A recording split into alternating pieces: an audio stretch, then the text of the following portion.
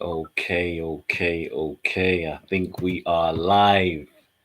Let's go, champ. Let's go, champ. Let's go, champ. Okay, so just gonna share some of the videos again. Just gonna share it. Then we're about to get into it. We about to get into it. Yes. We are about to get into it. Okay. One second. One second, everybody. We're about to get into it.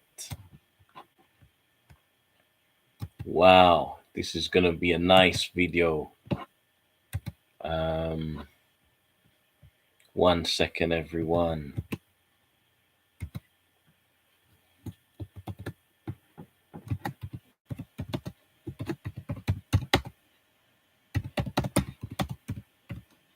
One second.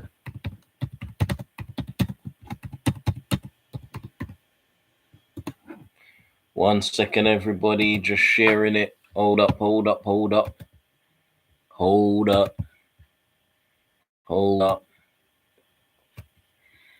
Um, okay. One second, everyone. One second.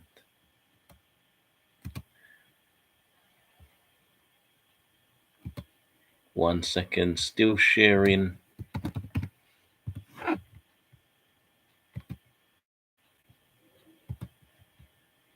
One second.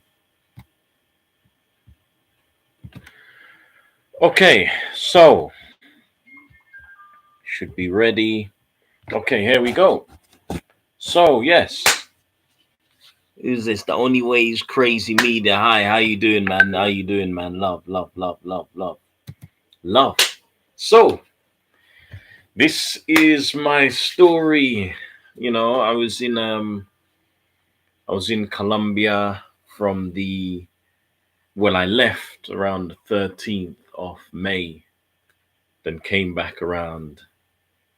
I left to go to Colombia for the 13th of May, came back on the left on the 16th of June to come back to England, got back on the 17th, got to Colombia on, I believe it was the 15th or the 16th.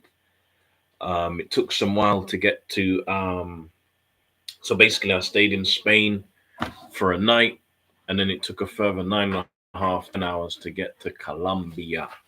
So where did I go to Colombia? So I'm going to be very honest. My plan was to go to a few different of the main cities in Colombia, Medellin, um, somewhere like El Choco, where else? Cartagena or Cali, at least go to 2 or 3 different places. The reality is that, the money you may have, it goes quick, and a month is a long time because basically I was away from England for about 32 days. Um, so from Madrid and then to Colombia. So what happened in Colombia? I got off at um, I got into Medellin airport because there's different airports in different parts of Colombia. I was in the main Medellin airport. From there, I went to Envigado, which is just outside Medellin. Um, um, I was there for about 1 week. I'm not gonna lie, like most of my money, if not almost all, went. Um, Not gonna lie, man. My mum saved me, man. My mum saved me, and a few people um, helped me and all that. So I booked like a hostel in the main Medellin around Floresta. Um, was Casa Almarita. So they have like a partner hostel, one that is a bit further out from the station. Then there's the main one, which is right next to Floresta Station, literally 3 minutes walk. Now, there was a point where my money was really low. I bought like some food and some other stuff. So um, I lived off that. Um, like people were very nice. We went to some place called Paisa, um, Pueblo Paisa or something. People there actually paid for me. They bought my lunch and things like that. Some of the people who were staying in the hostel. So they were pretty nice and welcome. The people that I went with were mainly Latin American. So I'm just putting my phone on silent. They were mainly Latin American. They were cool. There was like a Costa Rican. There was a Colombian from the coast. Because the coastal Colombians, they're different from the Paisas, which are like Medellin, some surrounding places. Um, so yeah, and then also one night I was lost trying to get back to the place where I was staying. And I'm not gonna lie, when I'm around those areas, a lot of the roads just look all of the same. A lot of the roads, a lot of the areas and places look the same. One second. Studio renovations at the moment. Open doing well. Okay, these are just some people who've been messaging me. Yeah. So a lot of the places look the same. So I was on the bridge. Um, I'm not gonna get into anything too much, but basically I was walking on the station. Someone approached me, you know, one was a female, one I'm not really going to get into too much. They asked me to help them with a bottle of Coca-Cola. Me being a friendly person, you could say, or humanitarian, whatever you want to call it. I said, okay, cool. Bought them a bottle of Coca-Cola, but that was a technique to get friendly with me and pickpocket me. So my phone had been stolen in Colombia.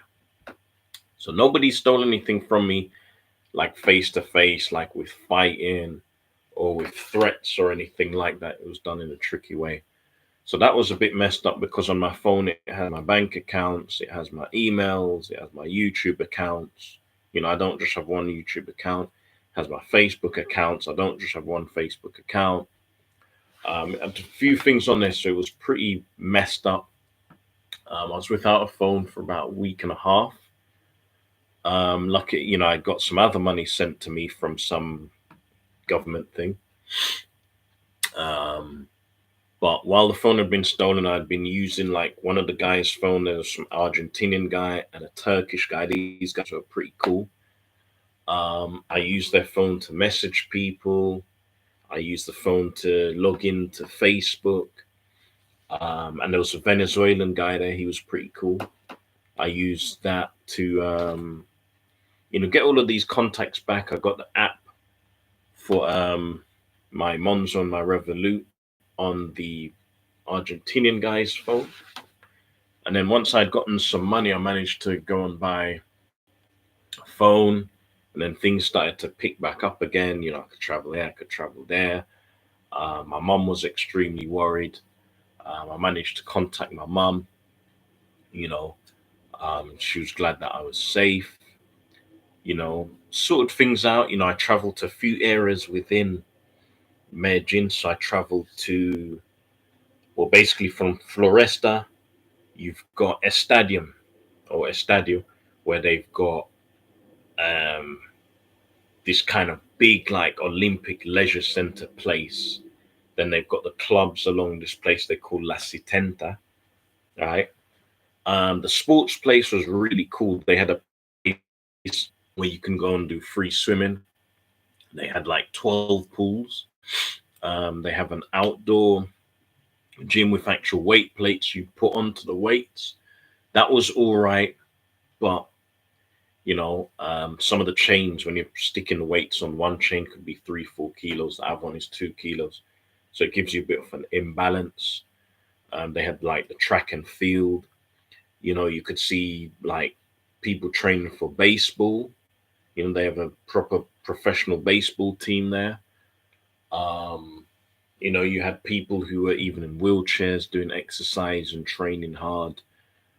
So Colombia is pretty interesting because they have loads of things for sport.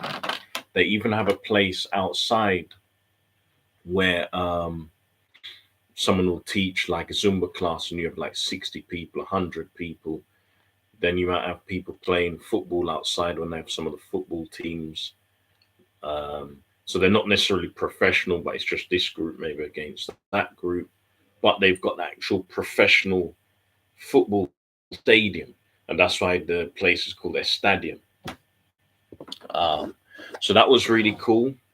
I traveled, so I was in Envigado first, then I went to Floresta. I traveled to Sabaneta, uh, right? El Poblado in is it? So basically, in El Poblado, they've got a few places, but one of the main places is Park Lleras. Park Lleras is crazy. It is crazy. Like when you're in Park Lleras, especially as a man, something you may not have seen before. Like literally, there was about 150 women in that park. And I'm not going to lie to you, a lot of those women is good looking.